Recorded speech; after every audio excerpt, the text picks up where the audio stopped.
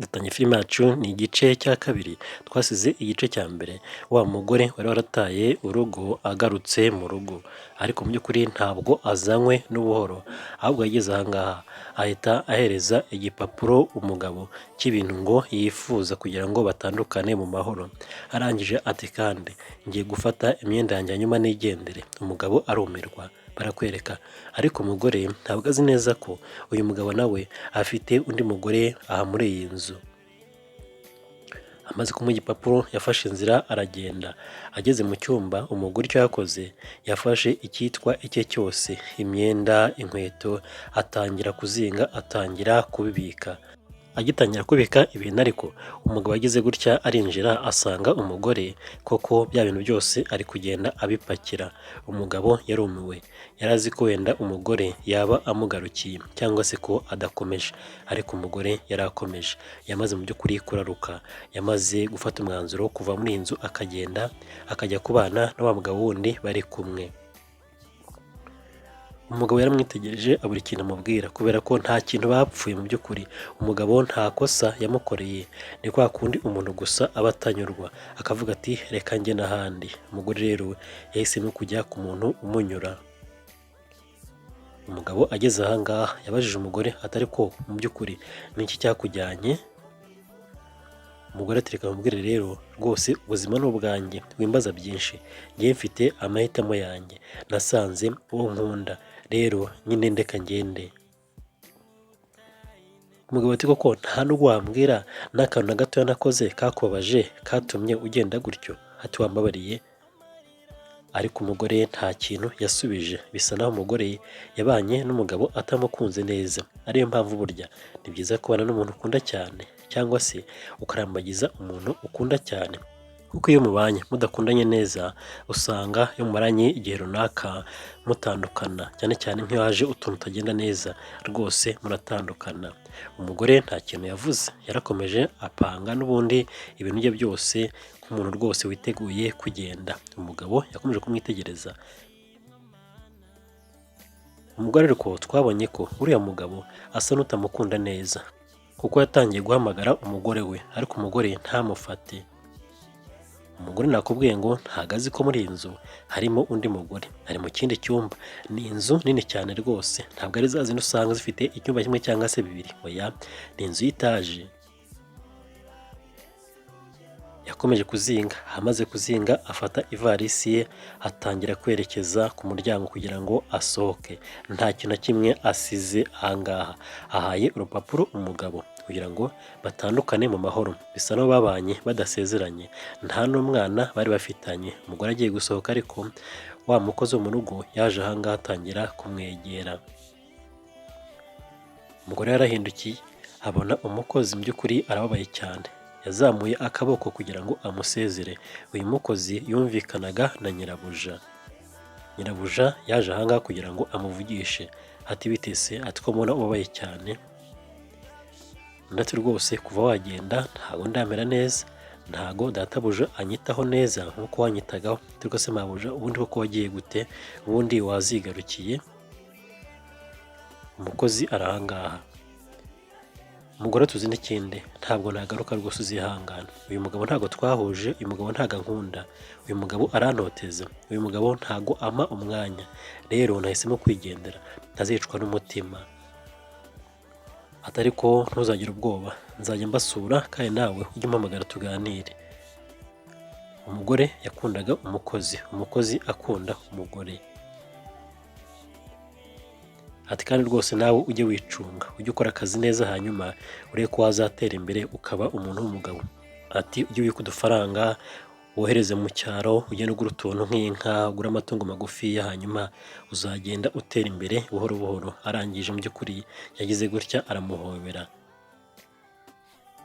Bakoze mu rugo mwese mwumve, ndetse n'undi wese burya ni byiza kugenda ubika udufaranga, hanyuma ukagenda ugura utuntu dutoya, cyane cyane nk'iyo uri mu cyaro ushobora kugura amatungo magufiya, ushobora guhera ku nkoko, ugafata wenda intama, ugafata se mu by'ukuri n'ibindi bitandukanye nk'ihene, ukagenda uzorora, bityo rero zikagenda zibyara zigatera imbere buhoro buhoro. Naho ubundi ntabwo ari byiza kurya amafaranga yose wakoreye, oya rwose.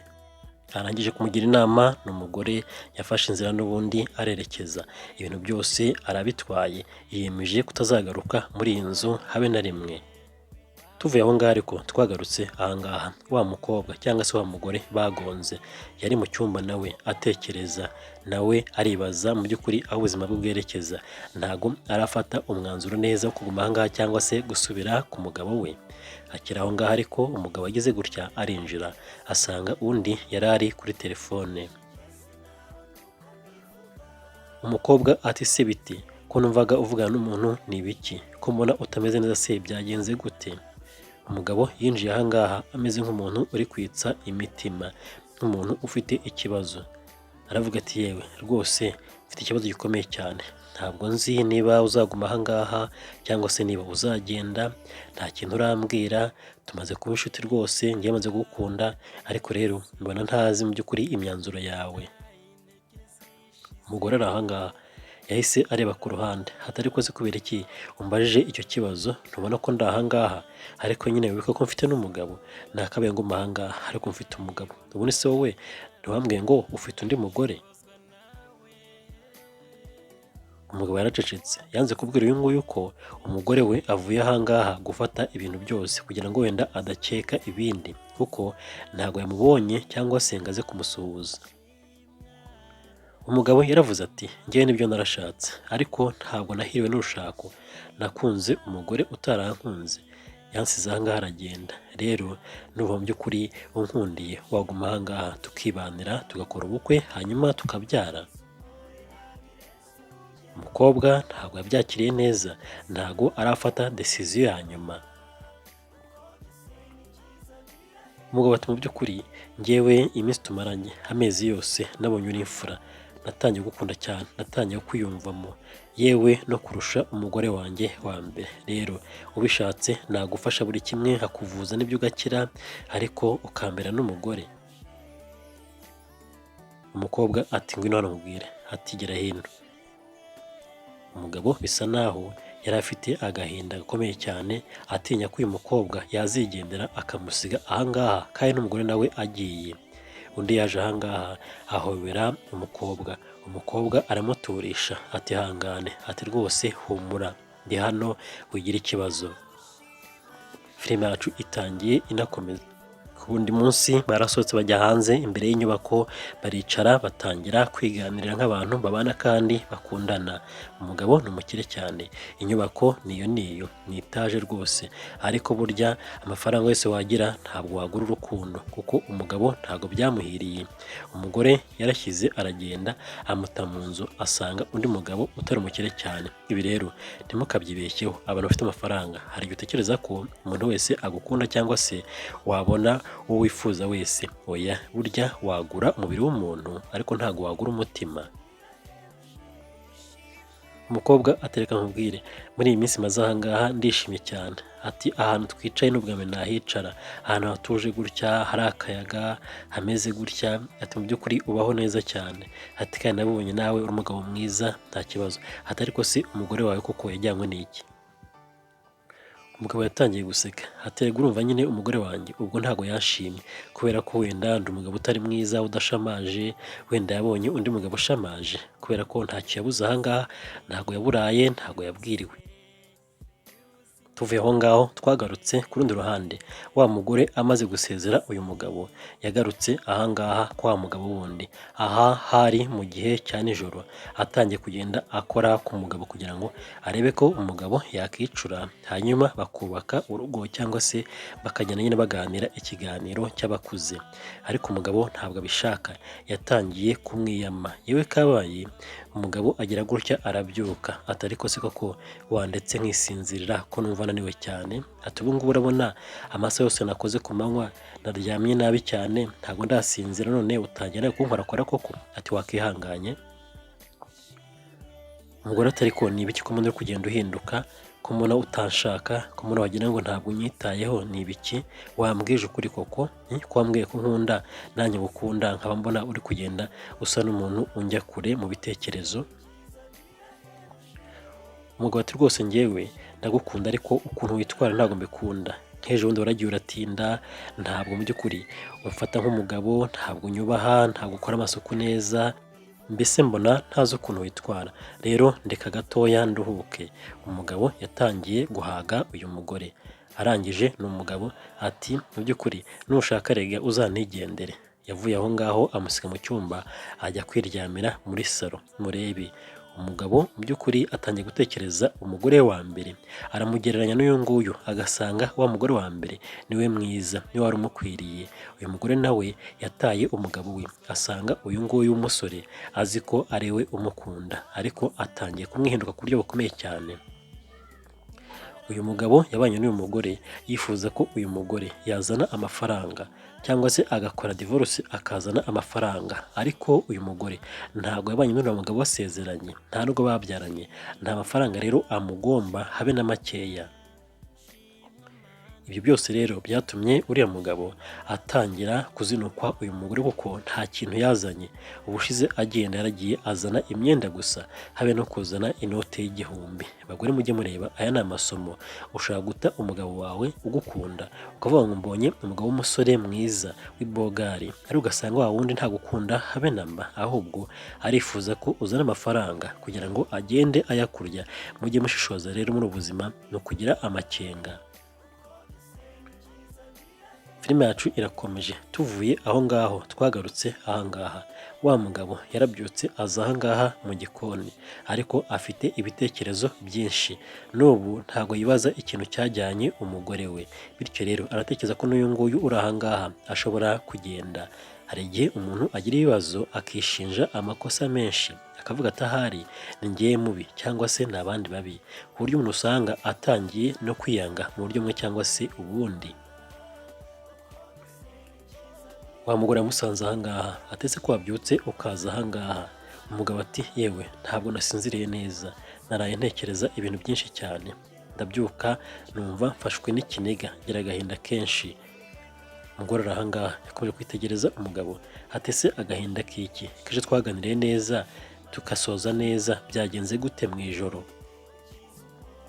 Umugabo ati ntakubeshye, natekereje ko nawe uzansiga. Ati rwose numva nkutse umutima. Ati kandi n'umugore wanjye ntago nzi icyamujyanye. Ati ahari ubanza ndi mubi. Umugore ati umubi? Ntabwo uri mubi rwose habe na gatoya. Mubi se gute? Umugabo atangiye kumva ko ahari adashobotse cyangwa se ku mubiri adashamaje.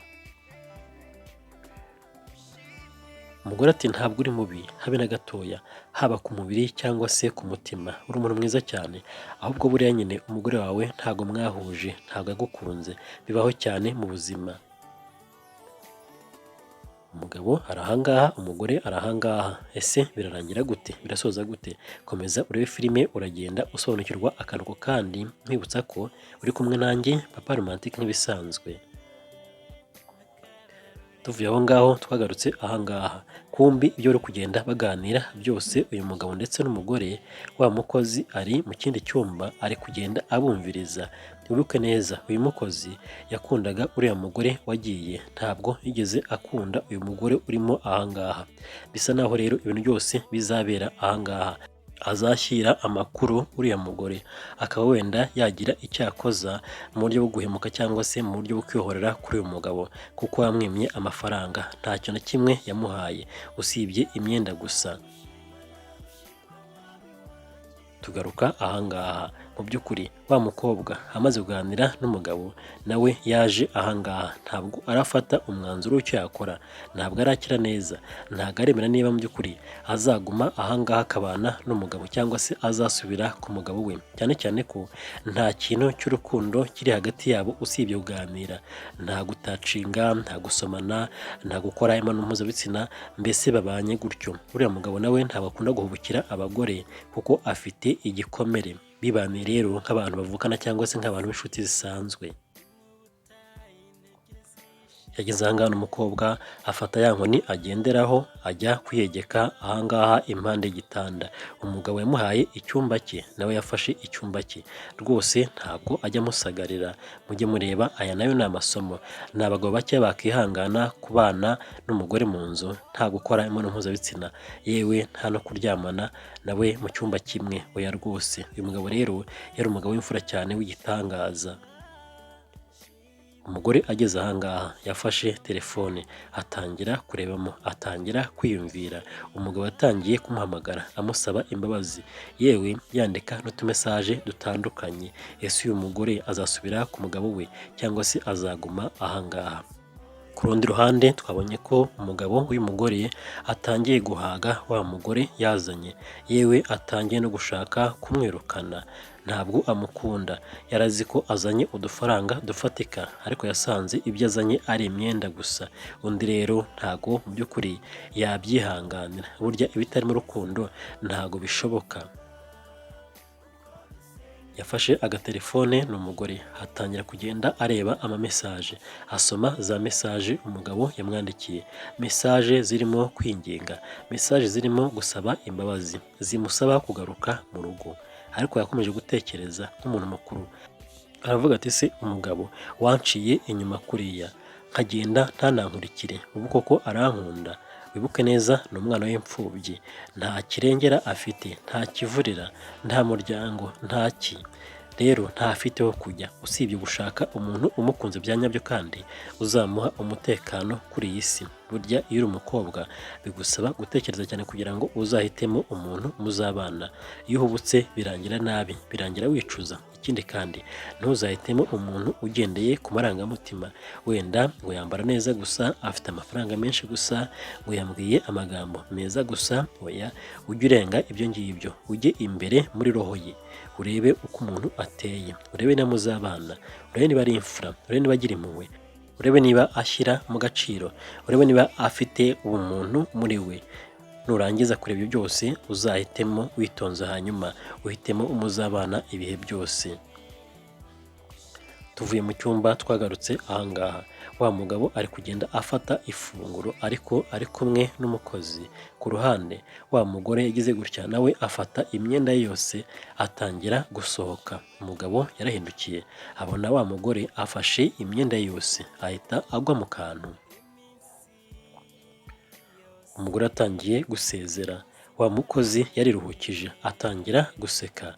Umugabo biramuyobera, umukozi arifuza ko uriya mugore yakigendera akava ahangaha. Umugore nawe agize gutya ahindukiye abona umukozi, kugenda kwe biramushimishije cyane, amera nk'umuntu utangiye kwiramanta, atekereza ko wenda ahangaha batamushaka kuko umukozi yasangiraga na sebuja, akagira ngo rero wenda bari bari kugenda bamuganiraho, ariko ntago bamuganiragaho. Ntago uyu mugabo yabikora. Umugabo yatangiye kumubuza kugenda, ati ese ugiye hehe? Ni iki kikujyanye? Ese mu by'ukuri kuki utanteguje ejo kuzagenda? Umugore ati rero umugabo wanjye yanyandikiye mesaje nyinshi cyane ansaba imbabazi, nyinshi rwose, yansabye kugaruka mu rugo. Ndumva rero nasubira mu rugo nkasanga umugabo wanjye. Umugabo yarumiwe, umugabo ababaye ku yindi nshuro ya kabiri. Umugore wa mbere yaramutaye, n'uyu nguyu amaze iminsi yitaho ahangaha nawe aramusize. Ese uyu mugabo afite ikihe kibazo? Umugore ati rero ntacyo mbushinja, ntago wambereye mubi, wambereye imfura, ariko muri byose nagira ngo ngushimire, ariko nyine nanagusezera. Ati urumva ko mfite umugabo twashakanye, rero gushaka undi mugabo ku ruhande undi akiriho numva bitankundira habe namba. Yarahindukiye areba umukozi, bisa naho uriya mukozi atabaniye uyu mugore habe namba. Umukozi kugenda kuriya ntacyo rwose mubwiye, ahubwo yatangiye kubiseka, atangira kumusezera, ati yewe atugende rwiza, urugendo rwiza, ati rwose nibaguherekeze wigendere. Umugore yarongeye arababara, areba umukozi, bisa naho umukozi rwose ari we umukuye ahangaha ahubwo atari umugabo, ariko ntabwo ari byo. Ntabwo ari gufata umwanzuro ashingiye ku mukozi, yari kwita kuri sebuja. Gusa atekereza ko uriya mukozi akundana na sebuja cyane ku buryo bukomeye, ariko si byo. Uriya mukozi ahubwo yakundanaga n'uriya mugore wa mbere wagiye. Umugore agiye gusubira mu rugo, ntabwo azi ko wenda wa mugore agihari. Umugabo ambwiye ko yamwirukanye atagihari, gusa yasohotse n'ubundi atarakira. Ariko uyu mugore yari yarakize, ahubwo akakwereka uyu mugabo ko yakize wenda kugira ngo atamubwira ibintu byinshi bijyanye n'urukundo cyangwa se atamujyana muri byinshi. Ikindi kandi agashaka kumenya mu by'ukuri kamere y'uyu mugabo, akareba niba azamwitaho ntamurambirwe. Yakoresheje amayeri menshi. Umugabo yanze kumubwira byinshi, yewe yanze no kumuherekeza kuko ntabwo yifuzaga ko asohoka muri iyi nzu. Gusa yasigaye ahangaha avuga ati ariko ubanza ahari ngewe gushaka bitarampiriye, ubanza atari igeno ryanjye, ubanza nta mugisha bifitemo. Muri iyi si ya none hari igihe usanga umugabo cyangwa se umugore urushako rwaramunaniye, uwo ashatse wese batabana kabiri cyangwa se batabana neza. Bibaho cyane. Burya impamvu nta yindi ni uko ujya guhitamo ushingiye ku marangamutima. Ntabwo wicara ngo urebe neza umuntu mugiye kubana, ahubwo urahubuka. Umugore yakomeje gusohoka, umugabo asigara ahangaha. Niyo mpamvu igihe cyose uri kurambagiza nakubwiye ngo uzitonde cyane. Iby'urukundo ntabwo byoroshye. Umuntu akwiyereka uko atari. Mu minsi ya mbere umuntu akwiyereka neza rwose ukagira ngo aragukunze, ariko bwatera kabiri akakwereka urundi ruhande, kuko nyine umuntu ni mugari.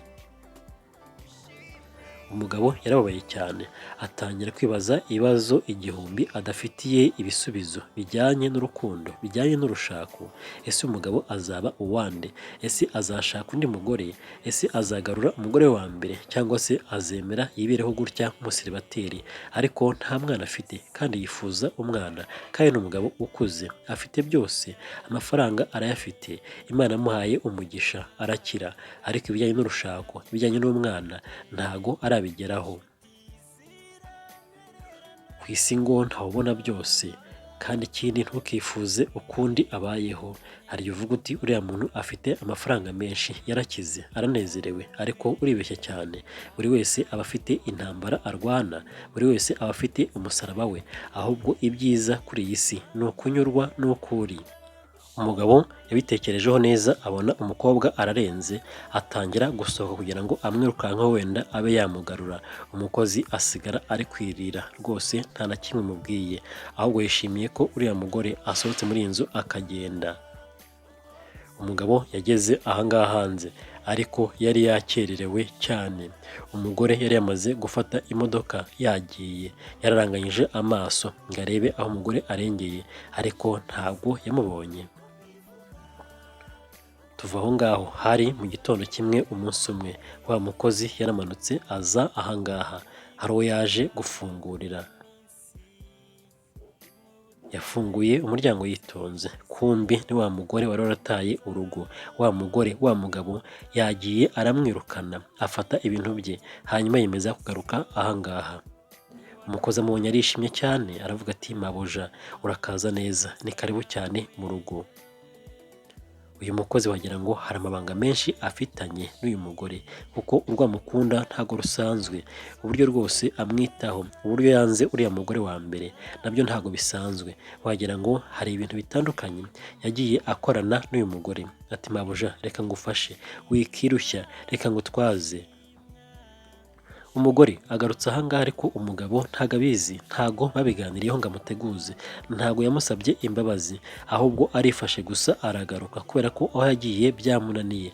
Agarutse ahangaha ari nk'ubuhungiro gusa. Umukozi ageze ahangaha amufata ku rutugu, ati mabuja nari ngukumbuye cyane, kuva wagenda ntago ndiyumva neza, ubu ndibwira ko noneho byose bigiye kujya mu buryo. Ese umugabo araza kumwakira cyangwa se aramusubizayo? Umugabo twabonye ko ni umugabo uca bugufi, ni umugabo wemera byose, ni umugabo utagira amahane, ntagira amagambo mabi, ashobora kwemera wenda umugore akaza muri iyi nzu koko akamubabarira. Ese umugore ugarutse gutyo ubundi agaruwe n'urukundo? Ese ubundi yazakunda umugabo? Bazabana se neza? Yazamwubaha se? Filime irakomeje. Ese irarangira gute? Iraherera he cyangwa se irasoza gute? Komeza urebe akaruhuko kandi uragenda usobanukirwa rwose. Nkwibutsa ko uri kumwe nanjye Papa Romantique, uri mushyashya kandi jya ukanda kuri subscribe kugira ngo uyibone filime nshyashya zigisohoka. Umugore yakomeje kwinjira. Tuvuye aho ngaho ariko twagarutse ahangaha. Umugabo amaze kubona ko umugore yagiye, yaraje araryama rwose acika intege, morale yose iratakara. Yakomeje kwibaza ibibazo bitandukanye, yibaza aho ubuzima bwe bugana, ariko ntabwo ari kubona igisubizo. Agitekereza ariko yagiye kubonabona hari uwinjiye, wa mukozi yinjiranye ivarizi ya nyirabuja. Umugabo aratungurwa ati se wa mukozi we, ibyo ni ibiki uzanye ahangaha? Umukozi ati rero mabuja aratashye, mabuja agarutse mu rugo, mabuja mu by'ukuri yiyemeje kugaruka ahangaha. Umugabo agiye kubona koko abona umugore ari inyuma y'umukozi, nanone arongera aratungurwa ati se ibi ni ibiki?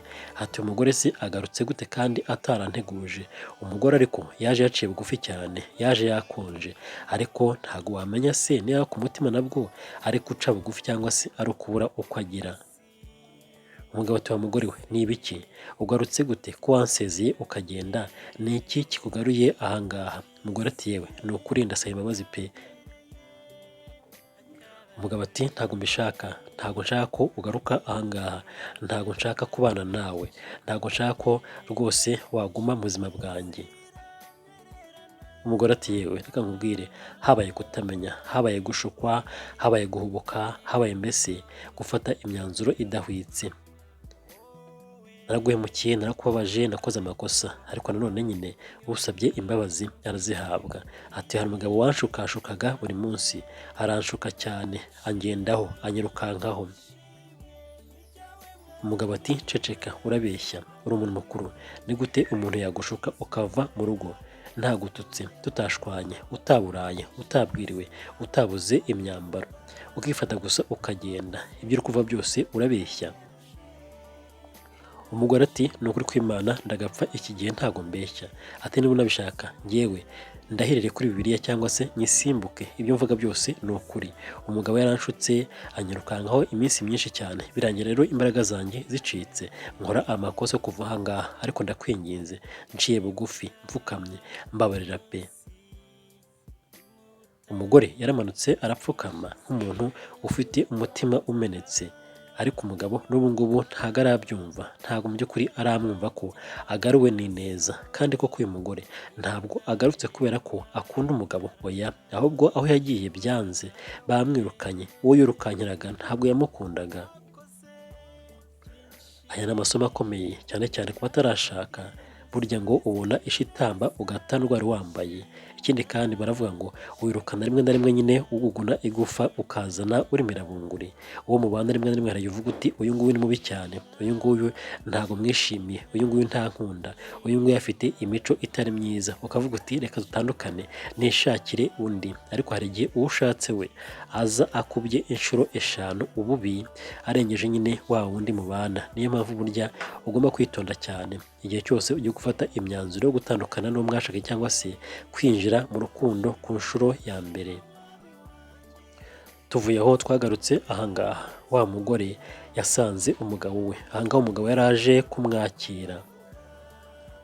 Umugabo akunda umugore, umugabo ariko yishakiraga amafaranga, yashakaga igishoro. Asanze uriya mugore wa mbere nta mafaranga afite, ntawe yazanye rwose. Yagiye kubonabona umugore we aragarutse, ati mana we, ati sheri wanjye karibu cyane, karibu pe. Yaje kumusanganira kugira ngo amwinjize mu nzu. Ati wabaye amahoro, nari ngukumbuye cyane. Ati ariko kuko ni gute ugenda ukamara aya mezi yose utaje kureba umugabo wawe? Ati ngwino. Ati rega ahangaha ni iwawe, uri umugore ahangaha, ni gute wivumbura ukagenda nk'umuntu utazagaruka ahangaha? ariko bari kwinjira umugabo agiye kubona umugore aracumbagira. Umugore afite mu by'ukuri imvune mu kaguru, ati se wabaye iki? Ariko umugore ntabwo yamusubije. Umugore yakoze impanuka kubera stress yatewe n'umugabo, stress z'ubuzima, stress z'ubukene, byose byatumye ata umutwe, hanyuma ajya mu muhanda atabona baramugonga. Ibi byose rero ntabwo umugabo abizi. Ese uyu mugore we azaguma aha ngaha? Umugore yageze mu nzu atangira kureba hirya no hino, atangira kuraranganya amaso, ariko arabona mu nzu hari ibitagenda. Tuvuye aho ngaho twagarutse ku rundi ruhande, wa mugabo umugore we yaratashye nibyo, ariko ntabwo n'ubu ngubu aramwakira. Yahamagaye inshuti ye magara kugira ngo imugire inama. Inshuti ye rero ati mu by'ukuri reka nkubwire, wambwiye ibyawe byose, uko umugore wawe mwahuye, uko mwabanye n'uburyo yagiye. Jyewe nkurikije ibi byose ndumva ikimugaruye ntabwo ari cyiza, ikimugaruye ntabwo ari neza, ikimugaruye wenda abona ari uko gukuraho amafaranga. Inshuti iri aha ngaha ati rwose buriya wanze kumuha amafaranga ngo agende, iyo uza kumuha amafaranga wenda yari kuva aha ngaha akagenda burundu. Umugabo ati yewe wijya kure pe, nanjye mbyiyumvamo. Yaraje ampa igipapuro cy'ibintu ngo yifuza, arambwira ngo mpa amafaranga, ariko namubwiye ko tutasezeranye, mubwira ko nta n'umwana dufitanye, ndamureka aragenda. Inshuti ye iti ntiwumva se, yifuza ko umuha amafaranga. Ati buriya iyo uza gufata amafaranga menshi ukayamuha yari kugenda agiye. Ati kandi n'ubundi niba wumva utamwifuza habe namba, uzamuhe amafaranga wenda nka miliyoni nk'icumi cyangwa se 20, agende ashake ikintu akora, ariko akuvire mu buzima, kuko ntabwo mwasezeranye, ntabwo mwabyaranye, ntacyo umugomba. Ariko nk'umuntu nyine ufite umutima mwiza, nk'umuntu ushyira mu gaciro, nk'umuntu ufite ubumuntu, uzamushakira amafaranga hanyuma asohoka muri iriya nzu yawe agende, atazaguteza ibibazo. Ejo n'ejo bundi wasanga akwiyenjeho, ugasanga ugize nk'umujinya, ugasanga wenda uramukubise, ugasanga aragufungishije, asigaye muri bya bintu byose. Ati ni ukwitonda cyane kandi ukagira amakenga.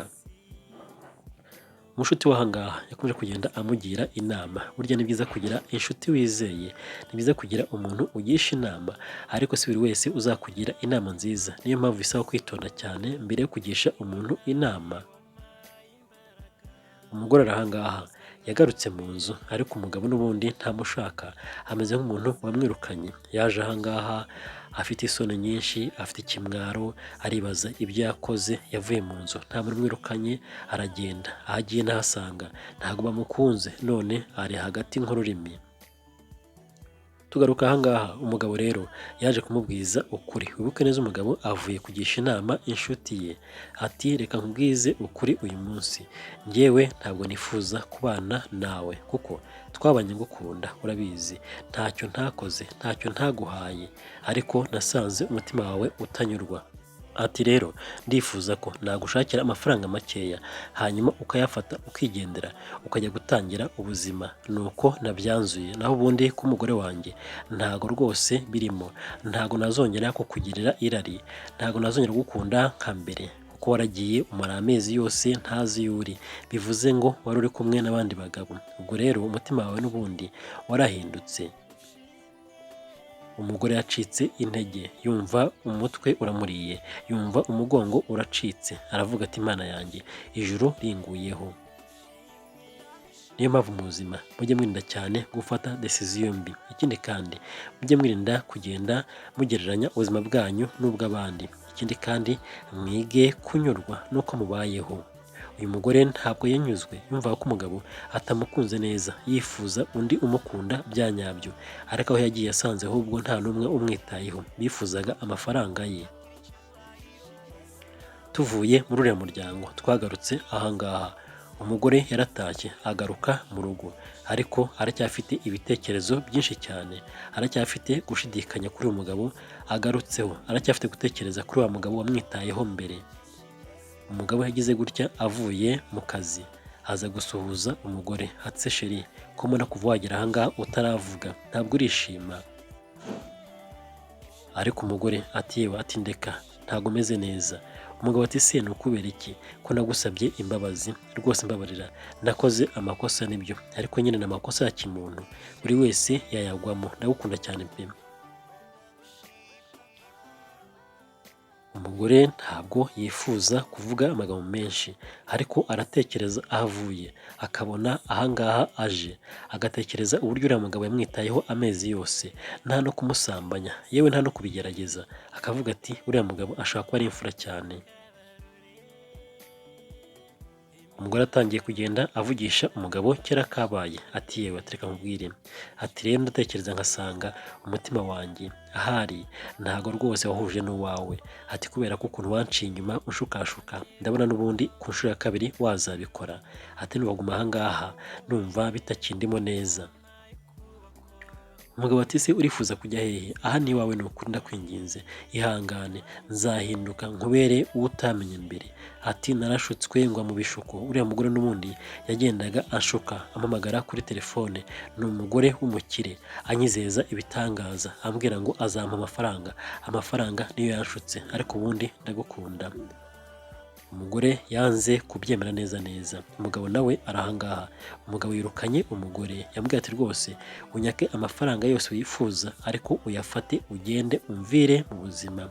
Umugabo yaje ababaye cyane arakaye, atanye no kwibaza wa mugore yafashije akigendera, aza ahangaha ahita aryama ku buriri ariko yaryamishijwe n'agahinda. Ese birarangira gute? Birasoza gute? Komeza urebe filime akaruhuko kandi uragenda usobanukirwa. Bukeye bwaho twagarutse ahangaha, umukozi yarishimye cyane kubona umugore yaragarutse, ahangaha yari ari kugenda areba agafilime aseka cyane, mu by'ukuri asusurutse aganira na sebuja, ariko bakicaye ahangaha hari ibyo babonye ku ruhande. Ese ni ibiki?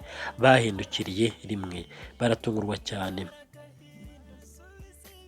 Umukozi arahangaha yagize gutya arahaguruka, ubanza hari ukomanze, yagiye kureba mu by'ukuri umuntu ukomanze ajya gufungura. Umugabo arahangaha ntabwo yahiriwe n'urushako habe namba, iby'urukundo mu by'ukuri ayibona muri televiziyo, nta muntu uramukunda bya nyabyo kandi ni umukire cyane afite byose, ariko nakubwiye ngo amafaranga yagura umubiri ariko ntabwo yagura umutima, niyo mpamvu ari ukwitonda ukareba ugukunda. Umukozi yarafunguye. Ese ninde winjiye ahangaha? Umugabo yatangiye guhengereza ngo arebe umuntu waba agiye kwinjira ariko ntago ari kumubona neza. Umukozi yarongeye afungura undi muryango kugira ngo arebe umuntu ukomanze. Ese ninde? Barakwereka kumbi wa mugore agarukiye uyu mugabo. Wa mugore yakomeje kubitekerezaho asanga uyu mugabo ari wamukunze bya nyabyo, hariya asubiye asanga n'ubundi batazamukunda, ati uwaguhemukiye bwa rimwe burya yakongera akaguhemukira. Yagarutse cyane, umugabo yaramubonye aratungurwa cyane arumirwa. Umugabo arahangaha yatangiye gusanganira umugore, amusanganira ariko afite ikintu kimeze nk'ubwoba ariko kivanze n'ibyishimo. Umugore nawe arahangaha yaje noneho yakize, mu by'ukuri byose nakubwiye ngo yari yarakize n'ubundi ariko adashaka kubyereka umugabo. Umukozi yabonye ko umugore agarutse akuramo ake karenge arigendera. Umugabo yitegereje umugore, umugore yitegereza umugabo, nta kindi cyabaye usibye amarangamutima gusa. Imitima yabo yose yari itangiye kugenda ikururana kandi koko nibyo, umugabo yitaye kuri umugore cyane, umugore ntacyamuburanye. Umugore ati reka nkubwire nabitekerejeho nasanze ko ari wowe unkunda cyane, ati none navuye ahangaha kugira ngo ndebe ko waba unkunda cyane, ati namaze amezi menshi ahangaha narigize nk'umuntu urwaye cyane, wanyitayeho ntago wandambiwe, narakize nanga kubikwereka, rero rwose uri umugabo mwiza cyane, uri umugabo w'imfura, ntago nagusiga ngo ngire ahandi njya. Undi ati rwose nanjye umugore wanjye yagarutse ahangaha ariko naramwirukanye, yamviriye mu buzima, ubu ngubu ndibwira ko noneho ari wo munsi wa mbere ngiye kwinjira mu rukundo, ati ubu numva nkunze, numva nanjye nkunzwe basi. Ayo ni amagambo y'umugabo, ati ndakwakiriye mu buryo budasubirwaho. Umugore ahangaha yakomeje kwitegereza umugabo, amarangamutima aramurenga. Umugabo yaje ahangaha atangira guha akabizu umugore, akabizu k'urukundo, ni ubwa mbere yamuha akabizu mu mezi yose babanye ahangaha. Yatangiye kumuhobera nk'umuntu wishimye cyane, aramuhobera. Barakwereka filime yacu ni ukugenze. Ndabakunda cyane, uri kumwe nanjye Papa Romantic, hasta la vista, ciao ciao.